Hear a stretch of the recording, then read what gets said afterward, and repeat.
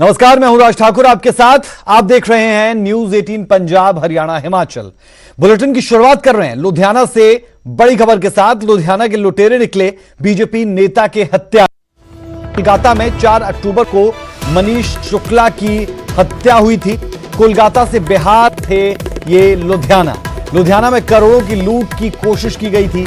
लूट की कोशिश के दौरान लोगों ने इन्हें काबू किया था। कोलकाता में 4 अक्टूबर को मनीष शुक्ला की हत्या हुई थी। कोलकाता से बिहार होकर पहुंचे थे ये लुधियाना। तो लुधियाना में जो लूट करने की कोशिश में थे वही निकले बीजेपी नेता के कातिल।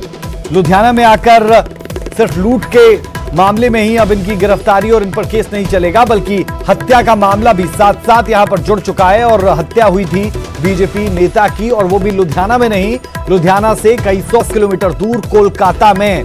तो आप अंदाजा लगा सकते हैं कि एक वारदात को अंजाम देने के बाद दूसरी वारदात को अंजाम देने की फिराक में ये थे, लेकिन यहां पर लोगों ने इन्हें कैसे दबोचा और उसके बाद इनकी जमकर पिटाई की गई थी। आप देख सकते हैं इन तस्वीरों में। लूट की कोशिश के दौरान लोगों ने इन्हें किया था काबू।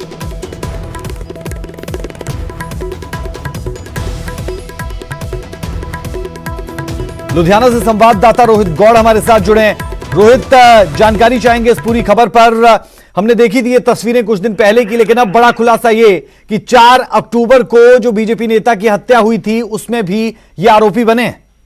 जी बिल्कुल राज, ये इन्वेस्टिगेशन के बाद इस बात का खुलासा हुआ है कि जो आरोपी यहाँ पर लुधियाना पहुंचे थे लूट का अंजाम देने के लिए, 5 लोगों की लोग थे ये लोग, जिन्होंने मुथूट फाइनेंस में लूट करने की कोशिश करी थी। और लोगों की मदद से पुलिस ने उनको मौके पर ही 3 लोगों को गिरफ्तार कर लिया था और 2 लोग फरार बताए जा रहे थे। उसके बाद पुलिस ने इनको पूरी इन्वेस्टिगेशन किया, इनको पूछताछ करी। तो पूछताछ के बाद पता लगा कि 4 अक्टूबर को कोलकाता में बीजेपी नेता मनीष शुक्ला का भी इन्होंने हत्या की थी। और उसके बाद ये बिहार होते हुए पंजाब के अंदर एंटर हो गए थे, और एंटर होने के बाद इन्होंने यहाँ पर वारदात को अंजाम देने की कोशिश करी, जिस दौरान इनको पकड़ाया गया।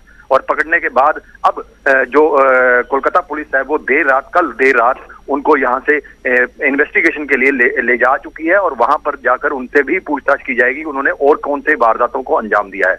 राज, बेहद शुक्रिया इस तमाम जानकारी के लिए रोहित। तो ये तस्वीरें आपकी टीवी स्क्रीन पर, तस्वीरें आपको बता दें कुछ दिन पहले की है। पहले भी ये तस्वीरें हम आपको दिखा चुके हैं, लेकिन अब इसमें खुलासा जो हुआ है वो चौंका देने वाला है। खुलासा ये कि 4 अक्टूबर को जो बीजेपी नेता की हत्या की गई थी कोलकाता में, उसमें भी यही आरोपी हैं। तो कुल मिलाकर जब इन्हें लोगों की मदद से पकड़ा गया, पुलिस के हवाले किया गया, तो अब एक नया खुलासा यहां पर हुआ है। और नया खुलासा ये कि लुधियाना में पकड़े गए लूट की वारदात को अंजाम देने वाले आरोपी कोलकाता में बीजेपी नेता की हत्या में भी आरोपी हैं। ये बड़ी और अहम जानकारी पुलिस के हाथ लगी है।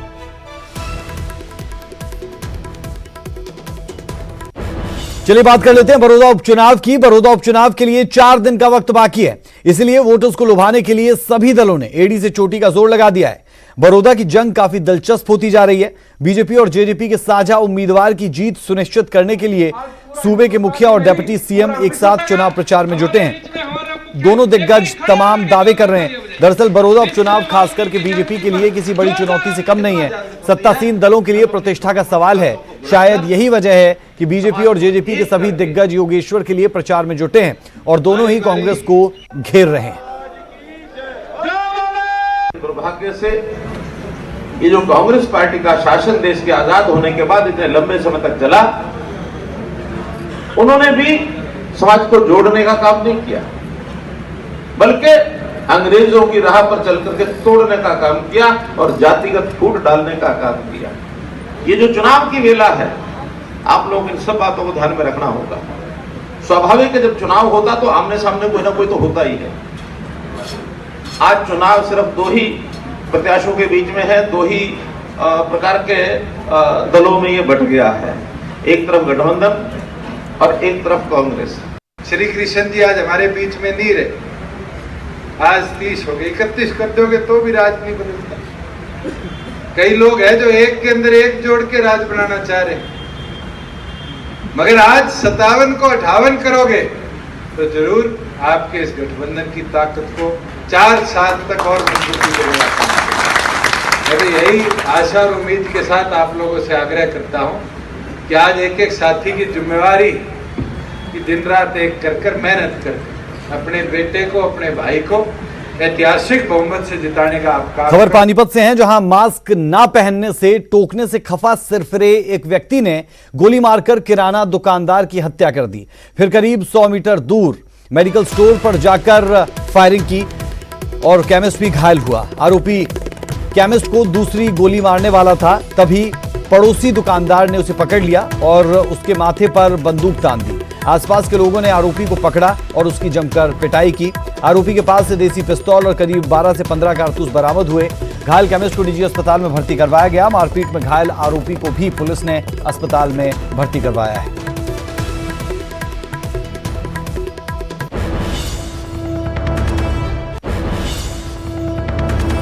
थाना 29 का मामला है, सेक्टर 29 थाने का। और एक आदमी ने 2 दुकानदारों को गोली मार दी थी और एक की मौके पर ही मौत हो गई थी, एक इंजर्ड हुआ था।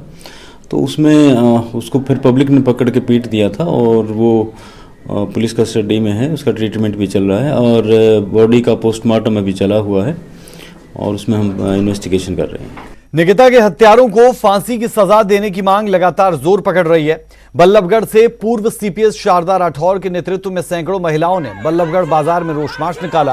पूर्व सीपीएस शारदा राठौर के नेतृत्व में प्रदर्शनकारी राष्ट्रीय राजमार्ग की तरफ बढ़ने लगे तो पुलिस ने कड़ी मुशक्कत के बाद उन्हें आगे बढ़ने से रोका। निकिता की मौत को शहादत बताते हुए शारदा राठौर ने कहा कि निकिता की शहादत व्यर्थ नहीं जाएगी। उन्होंने कहा कि निकिता के हत्यारों को फांसी की सजा दी जाए और कानून व्यवस्था को भी प्रदेश में और सख्त किया जाए। स्कूल कॉलेज पर पुलिस की तैनाती की मांग भी की गई है। इस दौरान शारदा राठौर ने कहा कि निकिता की हत्या से सरकार सबक ले। विरोध प्रदर्शन को लेकर उन्होंने कहा कि जब तक कोर्ट में चार्जशीट दायर नहीं हो जाती तब तक लगातार प्रदर्शन जारी रहेगा। निकिता हत्याकांड के बाद लोगों के अंदर क्रोध की जो ज्वाला है, जो रोष की जो अग्नि जल रही है, उस अग्नि को हम आगे तक ले जाना चाहते हैं ताकि निकिता के शहादत को इंसाफ मिल सके, ताकि और निकिता अपना जीवन इस तरह ना गवा पाए। और पुलिस की मौजूदगी हर स्कूल और हर कॉलेज पर होनी चाहिए जहां हमारी बेटियां पढ़ती हैं, ताकि उनको सुरक्षा मिल सके। हम आज निकिता के घर पर जाना चाहते थे जीटी रोड पार करके, लेकिन हमें यहीं पर रोक लिया गया। ये पुलिस की हम नाकामी कहेंगे कि एक तो सुरक्षा में नाकाम है, दूसरी तरफ हम धरना प्रदर्शन करते हैं तो वो भी जबरन हमें रोका जाता है। जींद में बीजेपी विधायक के ड्राइवर से उलझना ट्रैफिक एसएचओ को महंगा पड़ा। गलत पार्किंग और सीट बेल्ट को लेकर विवाद हुआ तो उल्टा इसकी सजा एसएचओ को मिली। इस रिपोर्ट में देखिए पूरी कहानी। एमएलए के ड्राइवर से पंगा, ट्रैफिक एसएचओ को पड़ा महंगा। बता रहे थे कायदे कानून, साहिब ने कर दिया सस्पेंड।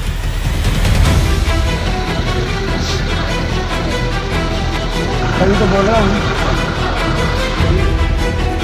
जो बड़े नहीं मानते मेरे जैसे छोटे कैसे मानेंगे। एसएचओ साहब ट्रैफिक नियमों का पाठ पढ़ा रहे थे, लेकिन उल्टा उन्हें ही इसकी सजा मिल गई। साहिब ने सस्पेंड ही कर दिया, और वो इसलिए कि बीजेपी विधायक कृष्ण मिड्डा के ड्राइवर से एसएचओ साहब ने पंगा ले लिया था। हाँ पता है, मेरे को पता है, तभी तो बोल रहा हूँ। भाई हम पढ़ा लिखा है, तेरे को पढ़ा लिखा मूर्ख नहीं। आगे कोई चला रहा हूँ मैं, चलानी स्टार्ट तो कर रखिएगा, स्टार्ट करके पहले बोल दिया टू कर दिया, बेल्ट निकाले आपको। विधायक के ड्राइवर के कानों में जूं तक नहीं देंगी। गलत पार्किंग और सीट बेल्ट को लेकर एसएचओ साहब नियम कानूनों का हवाला देते रहे, लेकिन उन्हें ये हवाला देकर सस्पेंड कर दिया गया कि उन्होंने नशे में धुत होकर दुर्व्यवहार किया। विधायक के इस आरोपों के बाद एसएचओ को लाइन हाजिर कर दिया गया। विधायक जी एक जो वेंकट आला है उसके मूर्त पाए हुए थे और उनकी जो गाड़ी में ड्राइवर बैठा था उसके साथ जो हमारा जो ट्रैफिक सिटी का इंचार्ज था उन्होंने उसके साथ मिसबिहेव किया था और इस पे संज्ञान लेकर माननीय डीआईजी कम एसपी जींद ने मेरे को आदेश दिया था, भाई ऐसे ऐसे पता लगा है तो उसका मेडिकल कराओ, पहले कहीं उसने कोई शराब तो नहीं पी रखी, तो उसका मेडिकल करा दिया है और उसके बाद उसकी रिपोर्ट बनाकर एसपी साहब को भेज दी थी और एसपी साहब ने उस रिपोर्ट के आधार पर उनको कल ही निलंबित करके लाइन हाजिर कर दिया। मतलब एसएचओ साहब को विधायक के ड्राइवर से उलझने की सजा मिल गई। वो तो सिर्फ अपनी ड्यूटी निभा रहे थे, लेकिन क्या पता था कि सत्ता के नशे में खादी से टकराना अभी खाकी के बस की बात नहीं। लेकिन तस्वीरें झूठ नहीं बोलती साहब। हाँ पता है मेरे को, पता है, तभी तो बोल रहा हूँ। भाई हम पढ़ा लिखा है, तेरे को ये पढ़ा लिखा मूर्ख नहीं। तो आगे कोई चला रहा हूँ मैं। चलाने स्टार्ट तो कर, खेलो स्टार्ट करके पहले बोल दिया, टू कर दिया, बेल्ट निकाले आपको। विधायक की ओर से जब एसएचओ के नशे में धुत होने के आरोप लगाए गए तो उनका मेडिकल भी करवाया गया। रिपोर्ट में नशे के लक्षण नहीं मिले। हालांकि ब्लड सैंपल की रिपोर्ट का इंतजार किया जा रहा है। वहीं पूरे मामले की जांच डीएसपी को सौंपी गई है, लेकिन जब तस्वीरें ही साफ हैं तो भला जांच किस बात की। जींद से विजेंद्र कुमार, न्यूज़ 18 हरियाणा। हिसार में गाड़ी पार्किंग को लेकर दो गुट आपस में भिड़े। एक पक्ष के लोगों ने दूसरे पर हमला कर दिया। हमले की वारदात सीसीटीवी में कैद हुई। वहीं पुलिस पर आरोपियों के खिलाफ कार्रवाई न करने के गंभीर आरोप लग रहे हैं। क्या है पूरा मामला, इस रिपोर्ट में देखें।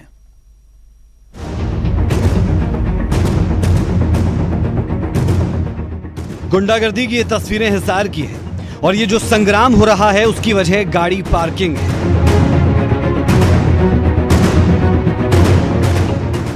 एक पक्ष का आरोप है कि 26 अक्टूबर की रात को जब वो सो रहे थे तो कुछ लोगों ने तेज रफ्तार कार से घर के सामने रखी पानी की टंकी तोड़ दी और जब इस बारे में बात की गई तो गलती मानने की बजाय मारपीट करने लगे। ये वारदात सीसीटीवी में कैद हो गई। पीड़ित पक्ष का आरोप है कि आरोपियों ने अस्पताल में जाकर भी मारपीट की।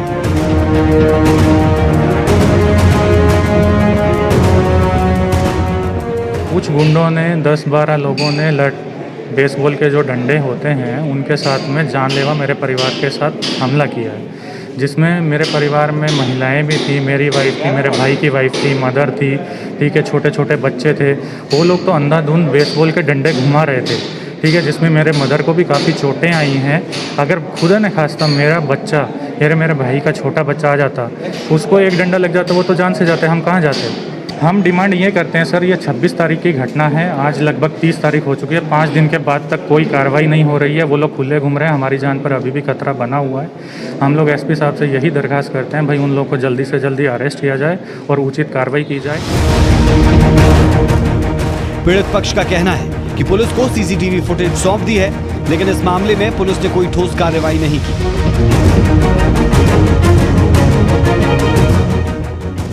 वहीं चौकी इंचार्ज ने बताया कि मामले में जांच की जा रही है।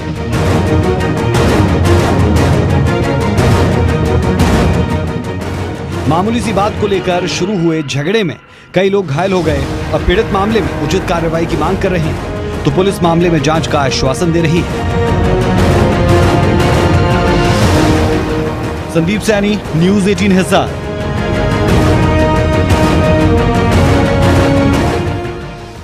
दिवाली नजदीक आते ही अवैध पटाखा फैक्ट्रियों पर प्रशासन ने सख्ती दिखाना शुरू कर दिया है। सीएम फ्लाइंग स्क्वाड ने सोनीपत में गुप्त सूचना के आधार पर ऐसी ही एक अवैध बम पटाखे बनाने वाली फैक्ट्री पर छापेमारी की। सोनीपत में ही सीएम फ्लाइंग की तीसरी रेड है। यह रिपोर्ट आप देखिए।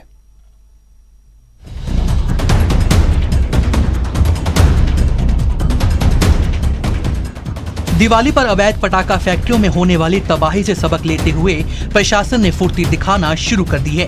सीएम फ्लाइंग रोहतक की टीम ने सोनीपत के पारोटा गांव पुलिस चौकी के पास छापेमारी करते हुए अवैध रूप से पटाखा बनाने वाली फैक्ट्री को पकड़ा। अजीत कुमार डीएसपी के नेतृत्व में सीएम फ्लाइंग की टीम ने छापेमारी के दौरान फैक्ट्री में भारी मात्रा में केमिकल मिला है। सीएम फ्लाइंग की टीम ने कागजी कार्रवाई की तो पता चला कि फैक्ट्री संचालक ने किसी भी विभाग से किसी प्रकार की कोई मंजूरी नहीं ली थी। दरअसल औद्योगिक क्षेत्र सोनीपत में सीएम फ्लाइंग स्क्वाड टीम को पटाखा बनाने की गुप्त सूचना मिली। सूचना मिलने के बाद मौके पर पहुंची सीएम फ्लाइंग टीम ने जानकारी जुटाई तो काफी मात्रा में केमिकल मिला, जिसमें पोप ब्रांड के नाम के पटाखे बनाए जा रहे थे। उन्होंने बताया कि फैक्ट्री के अंदर कई मशीनें भी मिली हैं, जबकि एक लैब भी मिली है, यानी तबाही का पूरा सामान तैयार था। अक्सर ऐसी जगहों पर जरा सी लापरवाही कई जानें ले लेती है।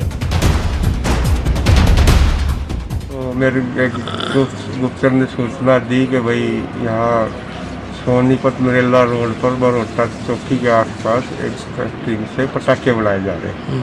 चौकी इंचार्ज नाका लगाए हुए थे, जिनको सारी बातें बताई कि भाई ऐसे ऐसे आपके आसपास कोई फैक्ट्री है। इतनी बात बता ही रहे थे कि भाई सोनीपत की तरफ से 2 गाड़ियाँ आई और वो पुलिस पार्टी को देख के वापस चली, तो उनका शक हो गया। शक होने पर उनका पीछा किया तो वो इस फैक्ट्री के अंदर आ गए। फैक्ट्री में जाके देखा तो भाई वहाँ छोटे छोटे पटाखे बनाए जा रहे थे अवैध। वहीं इस रेड के बाद पुलिस फिर सवालों के घेरे में है कि आखिरकार पुलिस चौकी के इतना नजदीक अवैध बम फैक्ट्री कैसे चल रही थी। बहरहाल अब देखना होगा कि सीएम फ्लाइंग की टीम आगे क्या कार्रवाई करती है और क्या कुछ आरोपियों से उसे मिल पाता है। सोनीपत से नितिन अंतिल, न्यूज़ 18। पहले लॉकडाउन की वजह से आर्थिक मंदी छाई, तो उसके बाद आसमान छूते सब्जियों के दाम लोगों को रुला रहे हैं। वहीं अब सरसों का तेल भी जनता का तेल निकालने लगा है।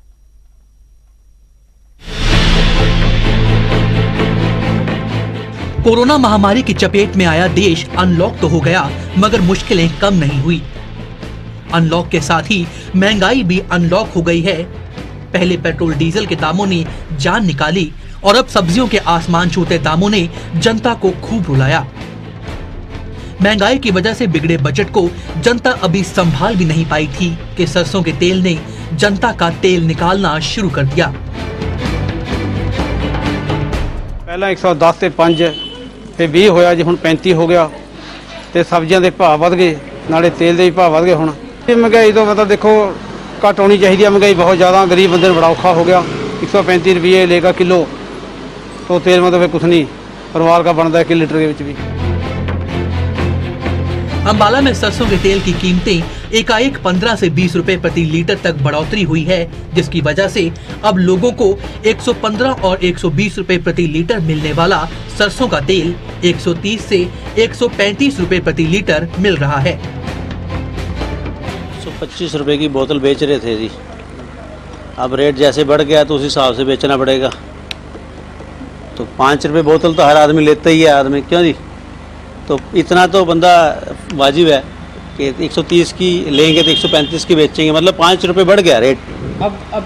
अब होलसेल में 130 की बोतल हो गई जी, तो 135 की बेचेगा ये बंदा। तो 5 रुपए बोतल तो ज़्यादा भी नहीं है, लेकिन त्योहारों के कारण ये रेट बढ़े हुए हैं। वहीं तेल विक्रेता बढ़ती कीमतों का कारण त्योहारों के सीजन को बताते हैं। वहीं एमएसपी को भी तेल की बढ़ती कीमतों की वजह बताया जा रहा है। सरसों के तेल के अंदर जो 15 से लेके 20 रुपए की तेजी आई है, वो त्योहारी सीजन को देखते हुए आई है और इस टाइम डिमांड बढ़ गई है तो तेजी है। और कुछ सरकार द्वारा एमएसपी निर्धारित करने के बाद इस बार सरसों की फसल भी कम है, उस करके भी तेजी आई है। सब्जियां, फलों और हर चीज के बढ़ते दामों से हर कोई परेशान है। ऊपर से तेल की कीमतों ने भी आग लगा दी है। किचन का बजट बिगड़ गया है, मगर महंगाई कम होने का नाम नहीं ले रही। अंबाला से कृष्ण बाली, न्यूज़ 18। वक्त एक छोटे से ब्रेक का, ब्रेक के उस पार कुछ और अहम खबरें, आप बने रहे हमारे साथ।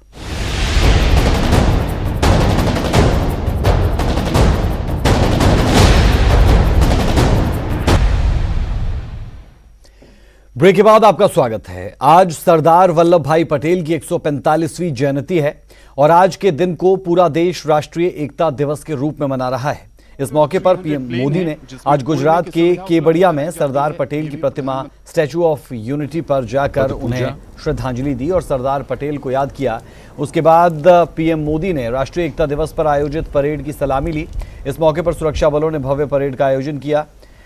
पीएम मोदी ने देशवासियों को राष्ट्रीय एकता दिवस की बधाई दी और सरदार पटेल के कार्यों को याद किया। इसके अलावा पीएम मोदी ने देश के पहले सी प्लेन में उड़ान भी भरी। एक हल्का 4x4 बख्तरबंद वाहन है जो हर सतह जैसे रेत, पत्थर, कीचड़ आदि इलाकों में 6 कमांडोज को उनके पेलोड के साथ ले जाने की क्षमता रखता है। इसके पीछे एनएसजी का ही मार्स वाहन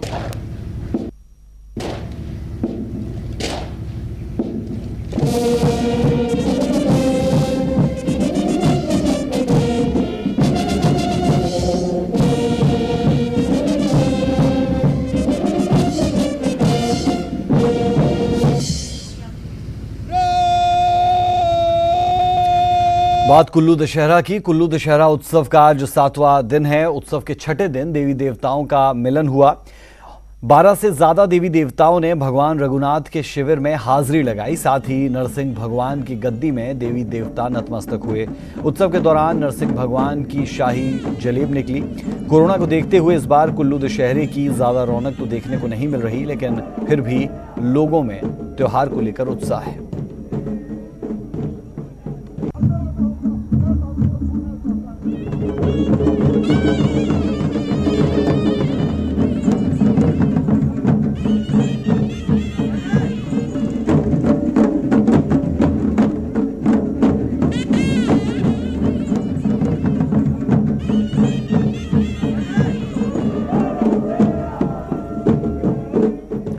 हिमाचल में मौसम ने अचानक करवट ले ली है। लाहौल स्पीति के कई इलाकों में सीजन की पहली बर्फबारी हुई। केलोंग और चंबा में बर्फ पड़ी। वहीं बर्फ पड़ने से हिमाचल की वादियों की खूबसूरती और ज्यादा बढ़ गई। रोहतांग, किन्नौर, शिंकुला और बारालाचा में हल्की बर्फबारी हुई। बारालाचा में हिमपात होने से मनाली लेह मार्ग बंद हुआ।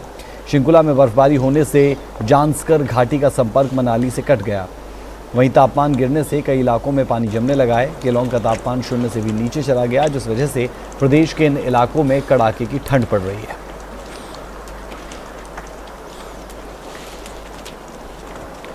बुलेटिन में अभी के लिए हमारा और आपका साथ इतना ही, लेकिन खबरों का सिलसिला न्यूज़ 18 पंजाब हरियाणा हिमाचल पर कभी नहीं रुकता। आप बने रहे हमारे साथ। नमस्कार।